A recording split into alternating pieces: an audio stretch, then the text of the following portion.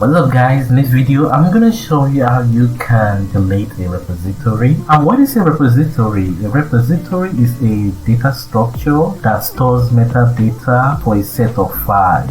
So let's delete it right now. So once you have logged into your account, look towards the left side of your screen. You'll see all your repository there. So we are going to delete the ping pong repository. So we're going to click on it. So click on it. Okay, so now the repository is open. You can see the files that is inside it. Those are files that I uploaded. Most of them like HTML and CSS.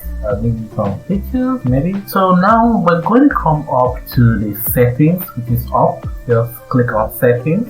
Okay, so once the settings open up, you just go down, just scroll all the way down to the last. So when you finally get down, you're gonna see it says delete. Then click on it. So once you click on delete, we're gonna have this box appear. Come down to please type. We're gonna copy the name of your GitHub and the name of the repository. Copy that and into that box down there. Once you do that, make sure there's no space. Once everything is alright, the I understand color will change, which makes it active and can now delete the repository. Okay, so now I have removed the space at the last song. If you notice, the color has now changed. I can now delete it. It's now active and I can now delete it. So click on it. So after clicking on it, it's deleted. So now it's going to refresh and goes back to the a home page, and you can now see on the left side of the screen, you cannot see the ping pong repository there again. That's been deleted. So that's how you can delete your ping pong or any repository. Thanks for watching. Please like and subscribe